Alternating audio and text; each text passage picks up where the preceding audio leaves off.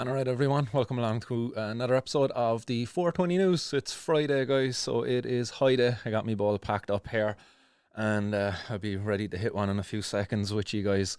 Apologies to keep you waiting there, guys. I was just working out one or two little things in the background. I was late setting up the layout of the show today because I was a bit busy preparing dinner for the family a bit earlier than expected. But look, I'm here nonetheless. Actually, my grinder's empty. I gotta grind up some more. Oh no. Guys, I have a bit of news, but before I get into it for you, as always, I just want to remind you, if you want to support the show, if you want to support the fight for cannabis legalization in Ireland, guys, you can sign up today, patreon.com/Martin's World. And you can also make donations in the form of Bitcoin through the link found on martinsworld.ie. Guys, as soon as restrictions allow, I'll be using all of the funds gathered there to establish a cannabis activist hub where I can bring all of this equipment I have here for broadcasting if anybody wants to come and take a shot at broadcasting themselves.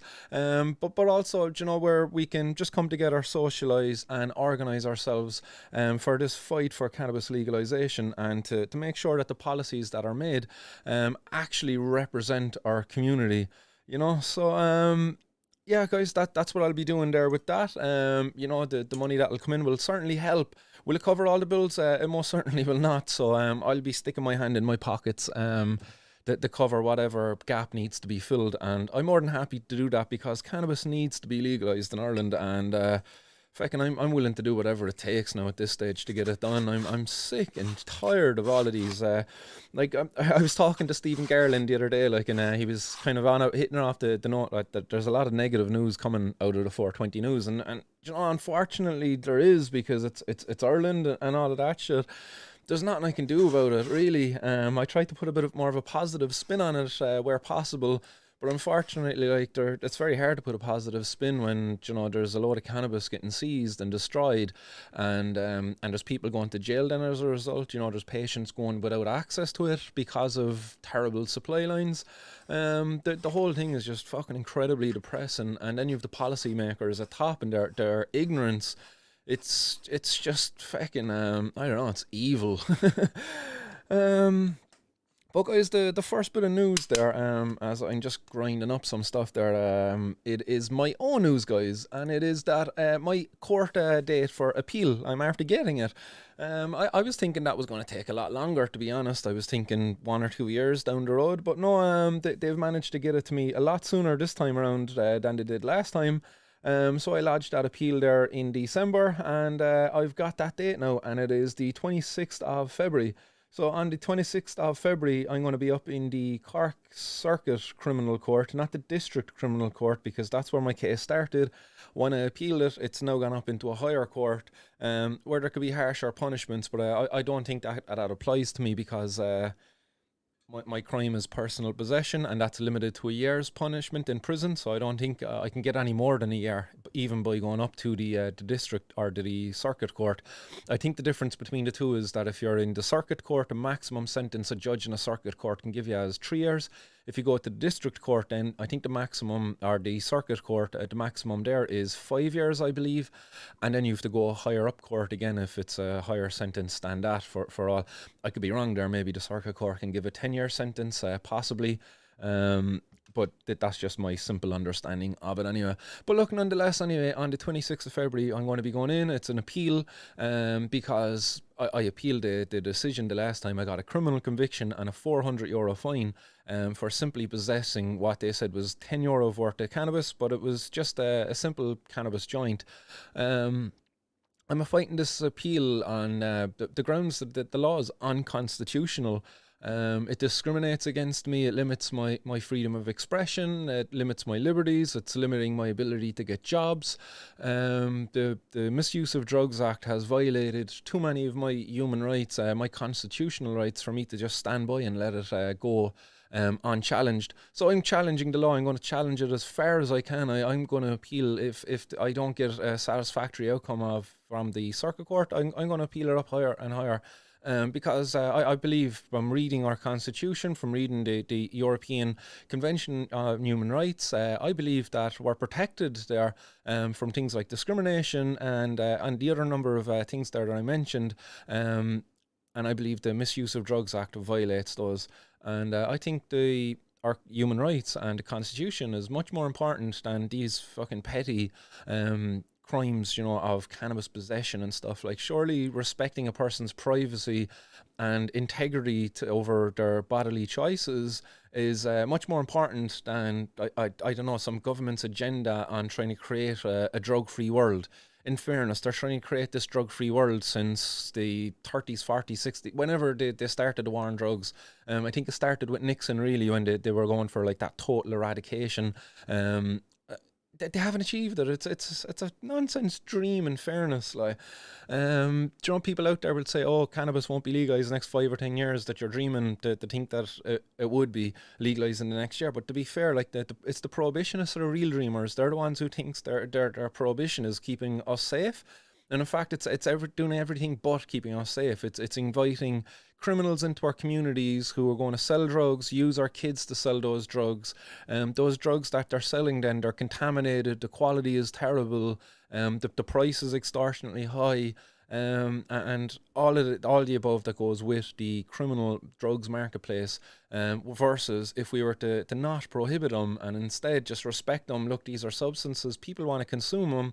Yes, people develop problems with them, but people develop eating problems. Do we ban cheeseburgers and sugary sweets? Do we? No, we don't.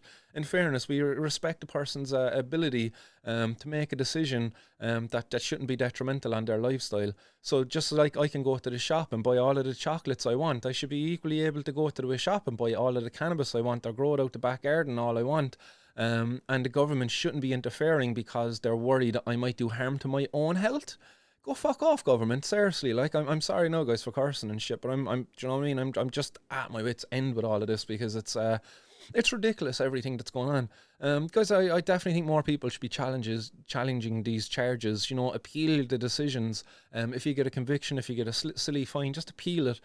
Fair enough. Look, if you're happy paying the money to the charity box and getting out of the court without your conviction, by all means avail of that opportunity. Who am I to judge? But if you're getting a conviction, guys, fucking appeal it, like, because these laws are unjust, and we've a constitution, they're human rights, and I believe we're protected under those. And if I'm wrong, so be it. I'm going to go to prison for my wrong beliefs and for my shameful crime of cannabis possession. Give me a break. Yeah, really, give me a break. Came up without a lighter. Oh man. Other news there, guys. There was 129 kilos of cannabis seized recently in Ireland. That's a hell of a lot of cannabis, in fairness. Absolutely ridiculous. Like, there was 2 men arrested in this seizure, and this was carried out in the Lusk area of North Dublin, and it was an operation carried out with the Garda National Drugs Unit and the Organised Crimes Bureau and the Revenue's Customs Service. So, like, a number of our government's organisations tied up in this, they've managed to seize 129 kilos of cannabis, and they've caught 2 men. Well done there, like, great stuff. What a waste of time and money. Like, who are they protecting by taking this cannabis off the street? Who? They're protecting nobody. Anybody who would have got this cannabis, unless it's tainted with something, it was going to do very little harm to them. As I say, if it was going to do harm, it was probably because of the decisions they were making around their cannabis use. Maybe they were just smoking fucking cannabis and playing their PlayStation all day long, and they were neglecting their household chores. Maybe, they were neglecting their jobs. Whatever it is like that. But that's not cannabis doing that. That's just down to that lazy ass person who's making poor lifestyle choices. It's not cannabis doing that. Does cannabis enable it? Does it make it a bit easier to do these things? Yeah, most certainly it does. But, like, ridiculous, 129 kilos of cannabis that's just going to be destroyed now. Destroyed. The states say it's worth €2.58 million.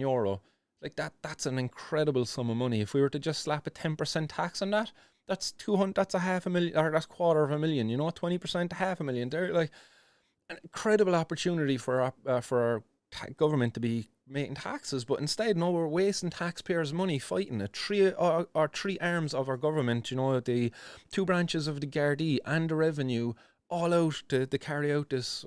How much did that operation cost? How long was that operation going for? And these criminals, the 2 guys they arrested, were they actually the head of it? or were they just guys who were assigned to this one consignment of cannabis?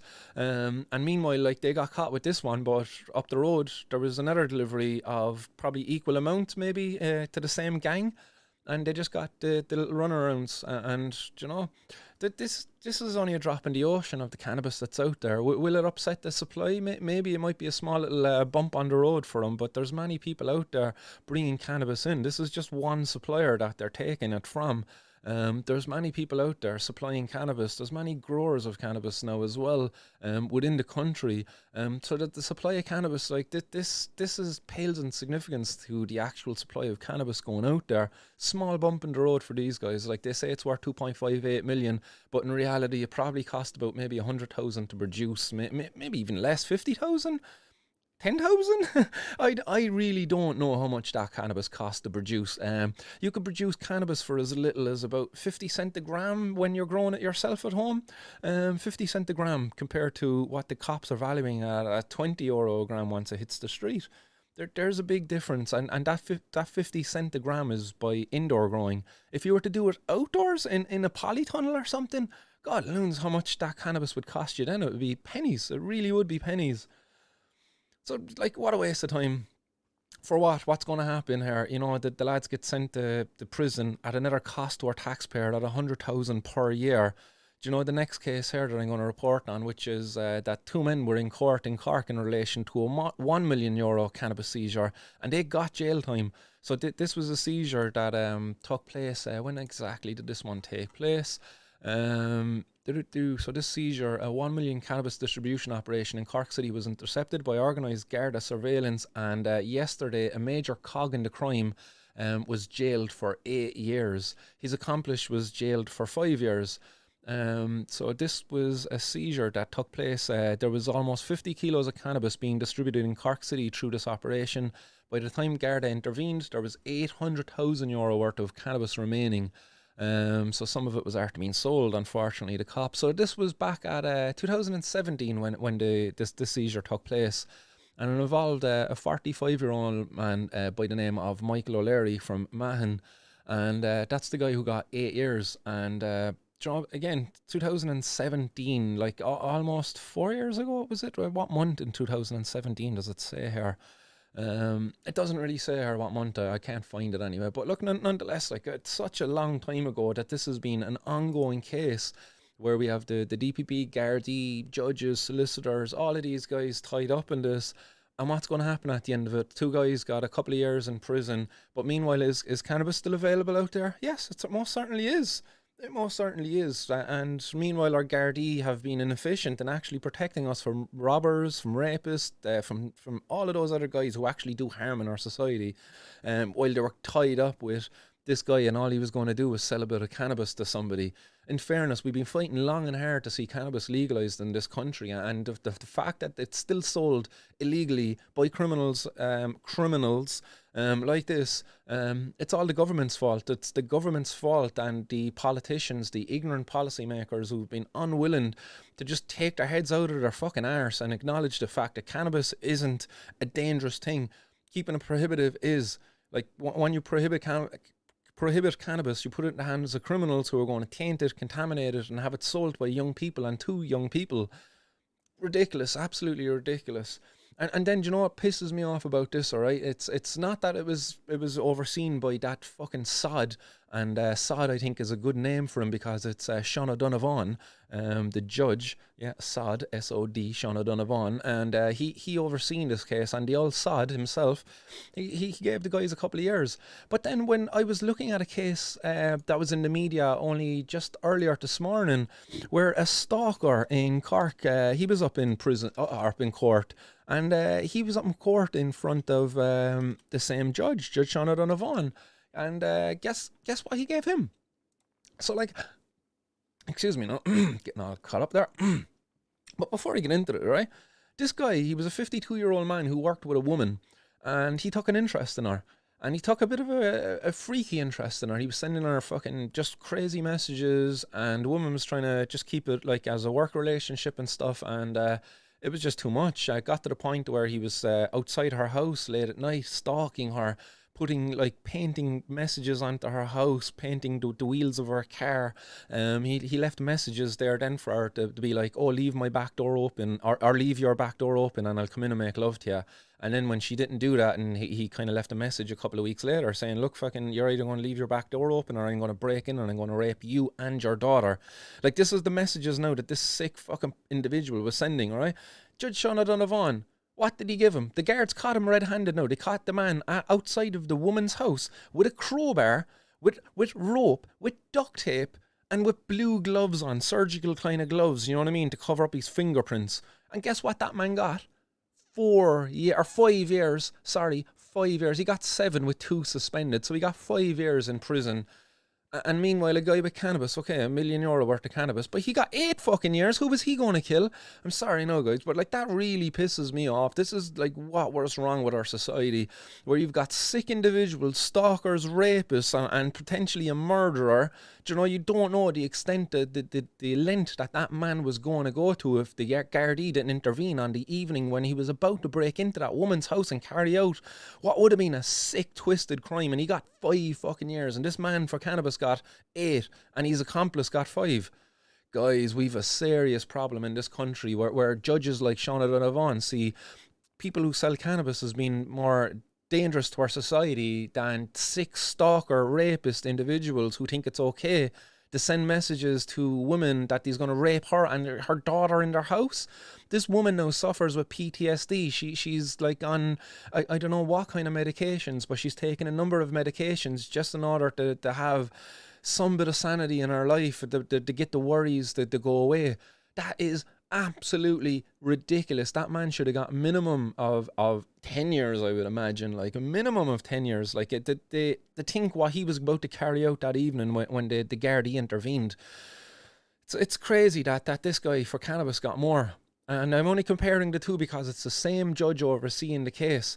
And it's ridiculous. Within this case, like one of the men getting the 8 years, he had no previous convictions at all. None. No previous convictions. And he gets 8 years for fucking cannabis, guys. The other guy, a stalker, a crowbar, rope, duct tape. Guys, what was he about to do? Gloves on. Come on, like. And the judge gave, like, this is sick. Absolutely sick. But like, I hate comparing crimes and what have you, but it's the same judge, so I can't help but do it.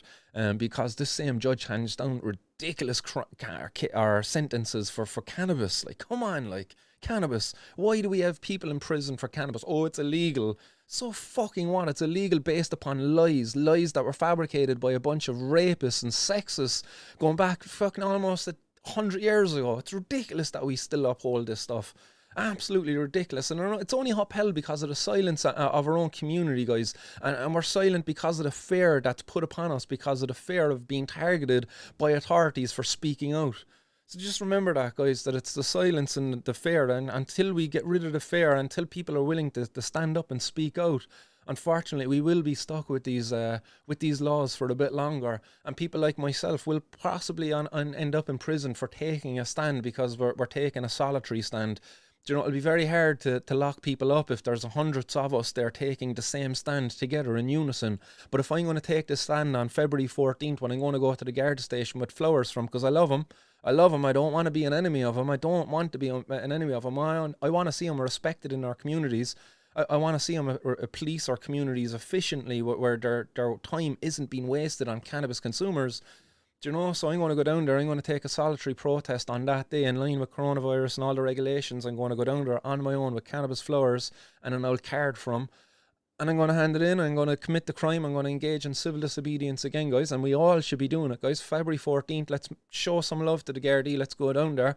Let's try to end this fucking one-sided battle, because, like, it's not us battling them. It's them battling us.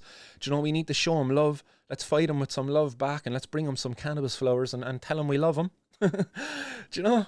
Because, you know, we don't want this. Look at this shit. More fucking raids across Ireland yesterday, and it was that Little Collins above in Galway, their Kilkenny store, actually. Their Kilkenny store was raided yesterday. Absolutely ridiculous stuff still, like that. The revenue and the Gardaí and the Health and Safety Authority, or the Food Safety Authority, they're out there raiding these shops, and these shops, like, what are they doing? They're trying to work within the laws of whatever. Like, obviously, cannabis is illegal, cannabis flowers are illegal, but they're trying to maintain this kind of hemp side of things where it's below 0.2% THC. They're trying to bring products to people that are incredibly beneficial to them that do not get them high.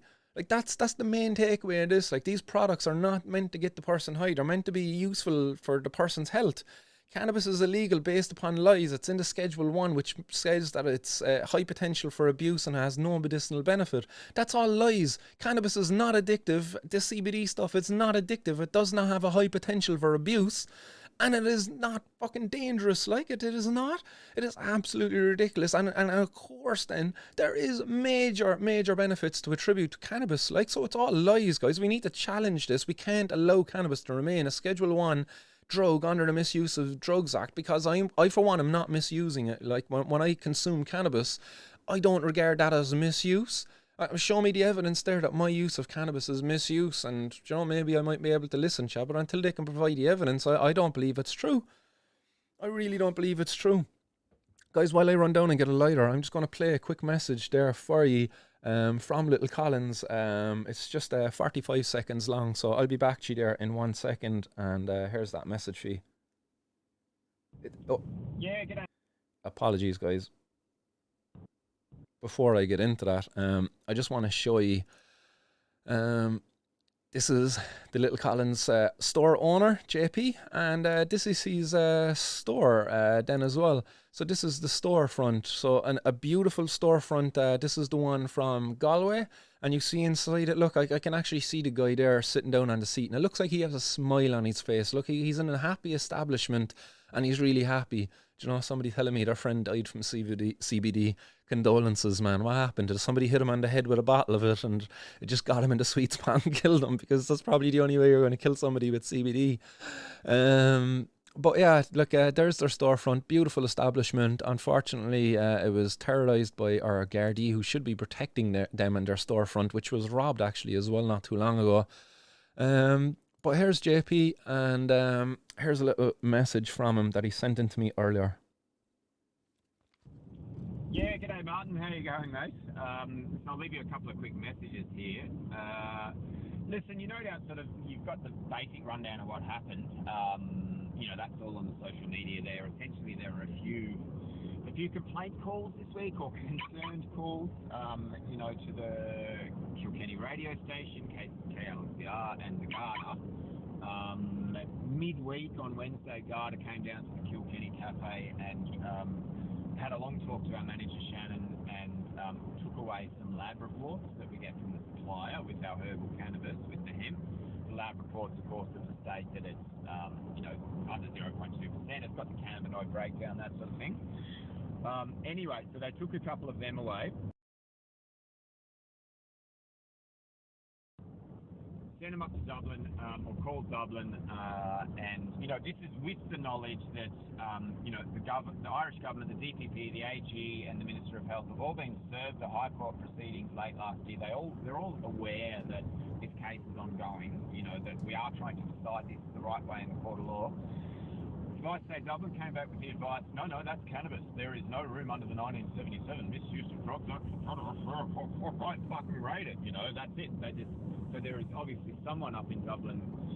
Yeah, so that's what happened. I'll give you my thoughts on why it's happening. But then they came down the next day, seized a bunch of products. And there you go, guys. That's just about what I can share out of the messages, because after chatting with JP afterwards, he just wanted me to just share that opening bit, because a lot of it it could damage his court case ongoing. So that's all I want to share of the messages that he sent to me. But what he said to me, certainly it's in line with my own thinking as to what's going on out there within the cannabis industry, and to why, like, currently his case, he got his first raid in May 2019, and he said that almost crippled his business at the time. He was really struggling, but they've learned now how to deal with the raids since then, and they're not taking such a hit on the business. Obviously, they're a bit of a nuisance. He went on to say within the messages also, all of the staff are fine. The store is going to be back open and again very soon. and that people, if you're out there and if you do order from them, continue ordering as normal, because the supply will be, I don't think it's going to be interrupted because of this. But he is certainly thinking that the government, as it is, they're trying to drag their feet on this. You've Gino Kenny's bill and all of this stuff there. But the government, I think, and I would agree with JP, that it seems like they're trying to keep the market for the big pharma guys, and they don't want stores like JP's, small little stores selling cannabis flowers. Because if he's allowed to sell these cannabis flowers, it's a nightmare for a Gardaí. So if JP is successful in his court case and he's allowed to continue with his business, what can the Gardaí do then when you're going down the road and you've got some, like I've a grinder here now with grinded up cannabis flowers. How can the Gardaí differentiate between this and what would be sold from JP's store, which wouldn't be as high in THC as what I have here now? How can they differentiate that stuff? I don't understand it, and JP thinks, that's why they're so hesitant to deal with him. And there is a big worry there, because we could end up looking like what's going on over in the UK very soon. And it's that in the UK now, very soon, there's only going to be broad spectrum and CBD isolate products allowed on the market. Absolutely ridiculous. Like, this is a crime against the people. It really is, because full spectrum cannabis products, that's where the magic is at. It's where all the magic is at. Like, if you don't know what a broad spectrum CBD product is, it's a CBD extract, a full spectrum extract that's after being treated, where basically the THC is stripped out of it through chemical means. And basically the removing of the THC takes away a vital ingredient in what is an incredibly synergistic blend of compounds, because when THC and CBD are together, along with some of the other terpenes that are in the cannabis plant, there's some magical things happen. Magical things that don't happen when CBD on its own or THC on its own is used. When you have a full spectrum extract there, you have the entourage effect that happens because of the presence of terpenes, flavonoids, and all of the other plant compounds that are there that enhance and enhance the effect of the cannabinoids and the kind of things like the anti-inflammatory effects and all of that stuff. So it'll be a crime, like, if we end up there where Britain's going very soon, and we have to make sure that we don't end up there, and we don't want to see CBD isolates only, because that's not the greatest of products. You want a little bit of THC inside of there in order to really get the most out of the product. So it's definitely one to watch, guys. Like, we have to keep an eye on these policymakers. Cannabis is a medicine. Cannabis does have medicinal benefits, and we all deserve a right to be able to grow it. We don't need to be forced to take these CBD isolate products, or be looking at this shit. Like, look at this sausage, David feckin' Beckham. He buys into Cannabis Company, and I have cannabis here in inverted commas, because Cannabis Company, it's not even a cannabis company. Do you know what this company does? They synthesize CBD and other cannabinoids in a lab, and they add them into the skincare products and athlete recovery products. It's not a cannabis company. It's a synthetic laboratory company that makes chemicals, makes these isolated products. Chemical, yes, CBD, then you could call an isolated CBD. That's a drug. That's definitely a drug, especially when they make it in a lab. When you take it from a plant, that's a natural remedy. I wouldn't regard it as a drug. But when you refine it in a lab, when you have THC on its own, when you have CBD on its own, when it's in a crystalline form, that's a fucking drug then at that point. That's what this is. David Beckham's after buying into a drug company. That's what it really should say. But no, it's not. They're saying cannabis, do you know what I mean? But it's not even cannabis. It's isolated CBD. Not even isolated, it's synthesized CBD. Absolutely ridiculous, like. It's scumbaggery. Like, why the fuck isn't David Beckham buying into some social justice stuff? Like, why isn't he fighting to see the cannabis plant legalized or the cannabis prisoners freed? Why is he only looking to line his own pocket and get into these companies there? Look, oh yeah, synthetic cannabinoids. Look, oh yeah, that's favourable. Stigmatic then towards the cannabis users. Like, when has David Beckham ever spoken out about cannabis? Scumbags. Fucking scumbags, the whole lot of them. And then we've over to Western Australia then, guys, and I'm fucking kind of on a bit of a rant here in regards to all of this stuff, because in Western Australia, a company has been given a license to supply cannabis oil to the cannabis trials in France. And this is kind of good news in one sense, look, because in one sense, or one half of this news, I'm reporting that the trials in France are being given the green light to go ahead now, and they're expected to start in March. So that's good news there from France. But look, bad news from France is where's the French cannabis oil companies? Why isn't there none? Surely there's some French people over there who are interested in growing cannabis, producing an oil, and supplying it within this product. Like, look at France. France is here. Fucking Australia's over here. Like, you have to fly that stuff all the ways across the world. What the hell, guys, are we doing? Like, Greta Thunberg, get out here and start fighting for cannabis legalization and ending the stupid stuff where we're flying stuff halfway across the world because of stupid government policy and regulations. There's no real need for this, like. There's really not real need for it, like. Look, congratulations to the company in Western Australia, and look, it's great that the patients are going to get a good product and all of that stuff. But why aren't the French companies doing it? Why aren't the Western Australian companies supplying the Australians? Like, I'm hearing problems in Australia within the medical cannabis community that the chemists are running out of supplies, and they could be out of supplies for about 2 or 3 weeks at a time, meaning a patient has to make sure they get the script in to make sure that the chemist knows when they're going to run out. It's absolutely ridiculous, the nonsense that's going on out there. You know, and then looking positive news, then we have Olivia Newton John, or you might remember her from this photo from Greece. But she unfortunately was stricken with a stage 4 cancer. I'm not sure which exact type of cancer she had, but while she was going through her chemotherapy, it's gas how you can even get more when you're worked up up the levels. Well, look, Olivia Newton anyway, she was stuck with a stage 4 cancer, and I think I have a more recent photo of her here. There we go, but there's a more recent photo of her now, and she had stage 4 cancer. She was getting chemotherapy, but she was also using cannabis to help alleviate the side effects of the chemotherapy. She's now seen her tumours shrink. She's in a much better place. And she's definitely thankful for having access to cannabis to help her get through the chemotherapy. Now again, like, she's not out saying cannabis cured her cancer. She's not saying that at all. But what she is saying is that cannabis was incredibly beneficial for her when she was battling stage 4 cancer and going through chemotherapy. But yet still we're denying so many patients it because of what? Because of bureaucracy? Because of wanting to make some guy money? End cannabis prohibition, guys. Let people grow the fucking plant themselves, and let the entrepreneurs, the innovators out there set up proper companies and not have to jump through stupid bloody hoops created only because of prohibition. Do you know? Like, if you're really worried about people lying about a medical condition to get access to medical cannabis, then allow them access to cannabis just through a normal means where they don't have to lie about a medical condition. And then people with real medical conditions can actually go to their GPs and or health professionals and not being viewed as some cannabis consumer who wants to get access to cannabis and is going to lie about pain or sleep or appetite or whatever condition they might lie about to get access to cannabis. Oh man. And final bit of news then, guys, look, and it is, I wish it was fucking positive, but it's not. It's coming out of Colorado, and it's that a Colorado Democrat wants to limit the cannabis percent at 15%, the cannabis THC at 15%. So this is cannabis flowers that they're talking about here.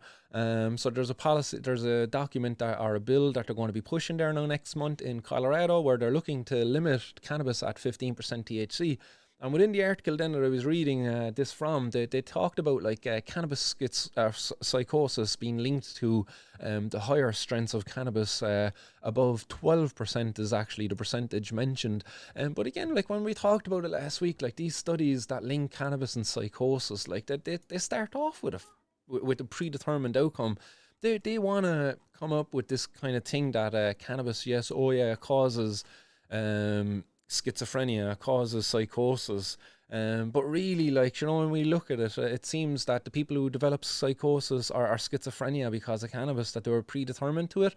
So maybe these people were self-medicating anyway, similar to how people with schizophrenia will self-medicate with tobacco. And that's a recorded fact, that schizophrenics are it is a higher percentage of schizophrenic patients, they'll smoke cigarettes, as opposed to just the normal population out there, and that is because of self-medication, because of the benefit the nicotine gives to the schizophrenic patients.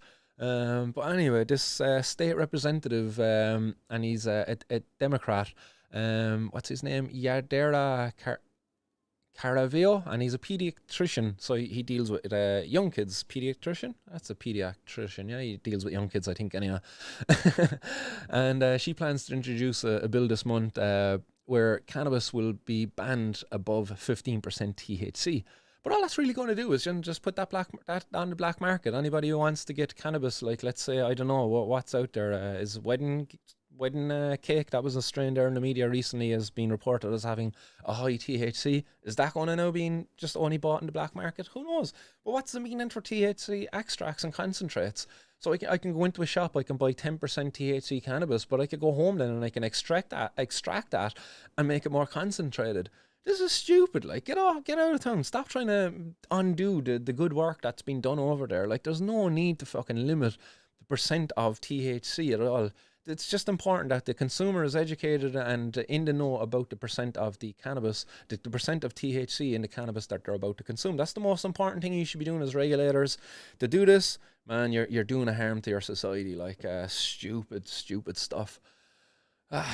And that is it, guys. I bait on through it there because I wanted to get done for 5 because I got a meeting to attend there with the Patients for Safe Access, actually, guys. And that is another bit of news that I actually had it down here and I forgot to deliver it. I also forgot to talk about the CAN card. I didn't forget to talk about it. I just didn't get to cover it there. People are now receiving their CAN cards. I might cover that there again on Monday in the 420 news as well. But the Patients for Safe Access, their website is now up online. There's a number of patient stories there that you can read. These patients are in Ireland. They're sharing their story about how cannabis has benefited them and how the struggle to access it is affecting them also. So do definitely check that out, guys. And if you want to sign up for the Patients for Safe Access, you can do so by heading over to patientsforsafeaccess.com, I believe is our website. Jeez, I don't even have the website. I'm just going to get it up there now just to make sure you're not sending you to the wrong one. But you'll be able to sign up then through the website. Not news, Patients for Safe Access, Ireland. But if you Google it anyway, Patients for Safe Access Ireland, as I'm doing now, you will be able to find it. We're also up on Facebook as well. So it is, yeah, it's patientsforsafeaccess.com. That is the website there for our page. And when you go over there, you'll be able to see up in the top right hand corner a little button that says Join Us. Through there, you can just click in, go down to the bottom of the screen then, and you'll be able to put in your name, your email, your county, and some additional comments there, and you'll be included then in our mailing list, and you'll add to the number of people that we'll be representing when we're lobbying to the government here in Ireland. So do definitely, guys, get over there and check that out, patientsforsafeaccess.com. If you're a patient out there, guys, and you want to share your story, if you'd like to have your story hosted up there on the patient stories on that website, definitely do get in touch with us through our own website. You can get in touch with me through my own Facebook, and I'll make sure to get you included in that. Guys, we want to see that patients get proper access in Ireland. On the team is Martin O'Brien. Martin O'Brien is a Cork man, and he's based over in California, and he runs Foxworthy Farms.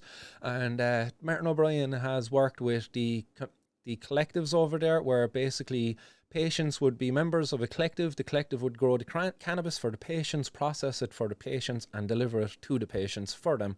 And I'm going to be pushing strongly with Martin for a model like that, because I think it's probably it's the easiest and the most effective there for patients outside of all of this GW Pharma and Tilray and all of that kind of stuff that's going on there. You know, these very big pharmaceutical companies.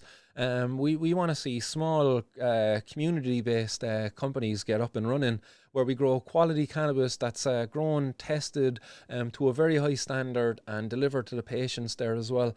And off the back of that then as well, we will still be fighting to see recreational cannabis legalised too, because we believe the prohibition of cannabis, the Misuse of Drugs Act, is the biggest barrier to access currently to patients.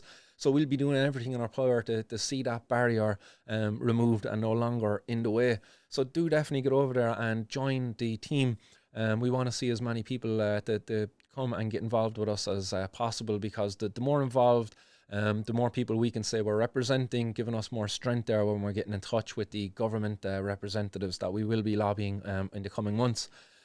So, guys, some of your comments, guys. I see a load of comments there again today, guys. Thanks very much. It's always a pleasure to see them in. I try not to get distracted as I see them pop up here on the side of the screen to me. Um, but Dahi C says, Marty, is there anything that could be said for purchasing hemp seeds and trying to plant them everywhere? Balls aren't big enough to drop a bag into the Garda. Guys, 100% what Dahi said there. Get hemp seeds, put them in a bit of dirt, germinate them at home under a bit of wet tissue paper, wait till you see the little white sprout come out of it, stick in a little bit of dirt, wait until you get a little shoot. Just wait till it's only about that size and start bringing them out and putting them everywhere. Guys, that'll be a great campaign. If you don't want to go to the Garda station and you want to engage in a little bit of civil disobedience, by all means, guys, 100% that is the campaign for you. A few seeds, about €3, about you'll get 250 grams of them. That's about 1,000 or so seeds. Grow about 10 or 20 of them, put them in a little pot, bring them out, spread them around the place, Grow as many as you're willing to grow, guys. Get them to about that size.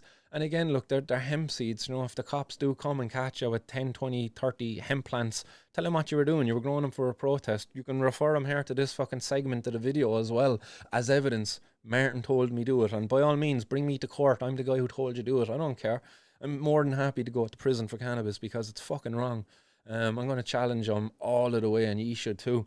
So yeah, definitely. As Dahi said, guys, get some hemp seeds, put them in some wet, damp tissue, watch that thing germinate, put it in some dirt, get it to about that size, and get it outside and spread it everywhere you can. That'll be a great campaign. Dave says, give him hell, Martin. Will you represent yourself again? I most certainly will, unless there's a barrister out there who's willing to come and represent me pro bono. I don't have the money to be hiring a barrister, but yeah, I'll most certainly be representing myself. I believe we should, as citizens, be able to represent ourselves and stand up for our constitutional rights. Eleanor Simmons says, I hope it goes well for you, and thank you for speaking out and sharing your truth. Thanks very much, Eleanor, and yeah, do you know what I mean? What else can we do? I think if I was to keep my head down and no, I would just see that as being cowardly and incredibly counterproductive to the movement. I think we all need to speak up when we're wronged in society. Stoned Egypt from Twitch, he says, I hope it was ditchweed because that's a big blow. Yeah, it didn't look like ditchweed. It looked like vacuum packed fucking nice looking nugs, alright, in fairness. But yeah, it was a big blow, alright. Renwick says, love your channel, dude. Moved to Ireland a year ago. Happy to see some 420 action here as well. For Gray says, don't forget the homegrown. The 129 kilos looks like imported stuff. Yeah, it was 100% that was imported stuff. Like that was only imported stuff there. Do you know? So yeah, you're definitely on that. Alan McCarthy says, I have court on May 20th for having 0.1 of cannabis resin. Oh man, do definitely get in touch with that as you get closer to your court case, Alan, because look, if you want to make a thing about it and be represented, I'm happy to voice your story and that, because that's fucked up, man. That really is fucked up. 0.1 gram of cannabis, like, Jesus, like, what cop is responsible for that? Hang his head in shame. Tom Hennessy says, only Garda got only 2 years in jail for raping a woman in her sleep in a hotel, and people get at least 5 years on average for drug offences. That's corrupt. Yeah, I agree with you, man. It is corrupt. Like, that's so fucked up. Like, 2 years for raping a woman, and the fella's getting 8 years for a bit of cannabis. Man. Bono 420, Judge Sean has watched a few episodes of Coronation Street. He's a drug expert. Ken Green says, seen an article in the last few days of a dude stabbing a soldier 7 times and got 2 years suspended sentence. I read that story as well, and I was going to use that on the news there at one stage, but I just kind of went away from it. But yeah, messed up that people are getting 8 years for cannabis and stab a fella and almost kill him while his girlfriend was present in a drunken row. Yeah, look, drink involved. Oh, sure, the drug can sympathise with the man. He was drunk. He wouldn't have done it if he wasn't drunk. Like, it was out of character for him. Yeah, sure, he takes sympathy there. Alan McCarthy says, fuck these medieval laws, burning a plant. And speaking of burning a plant, guys, here's to all you out there, guys. I'm blazing one for you and a little civil disobedience online.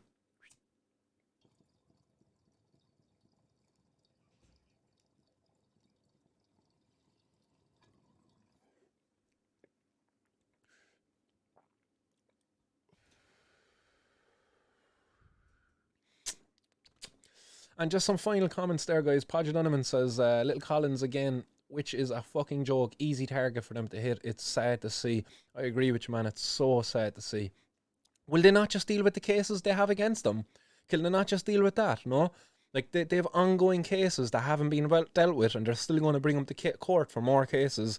What happens now when they win their case, and all of the other cases, the arse falls out from them, and they've now, they owe Little Collins hundreds of thousands. I would say it's, I don't know, is it $500,000 now or worth of cannabis they're after taking off of Little Collins? I don't know how much they owe him, but I would love to see Little Collins get back every penny for what they would have got if they sold that cannabis at retail. That's what I would like to see Little Collins get at the end of this, if they were winning. Little Collins should give them an invoice per gram for all products taken. 100%, as I just said, they should get every single penny that's owed to them, as if they were to sell that to me or you out here. Fry Me a Liver says, my friend died from CBD, and a sad story, he was working in a warehouse and a bale of it fell on him. See, there you go, guys, I knew it. He did not die of a CBD overdose. He died because CBD fell from too high and landed on him.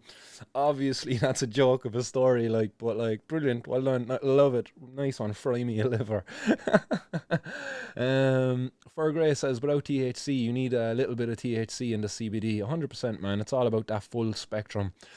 Stoner Dan, I hope you your volume up today, Stoner Dan. It's gas how you get even more Cork when you worked up the rebels. James O'Driscoll, he says, Greta, how dare you smoke my joint?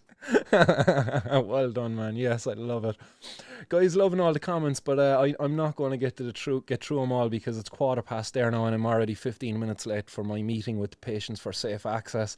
I'm going to have to get them to move the Friday meetings to a different time because it's always interfering with my news here, guys. So, guys, thanks very much, everybody, for your contributions. You know, a couple of other people there, Keith, Karen, Breda, Teresa, Martin Horgan. There's a load of people out there. Podge, guys, thanks very much for all your comments. It's a pleasure to see you all. You're all regulars to the show. I'm on shore there as well. Guys, until next Monday, stay blazed out there and keep her lit, and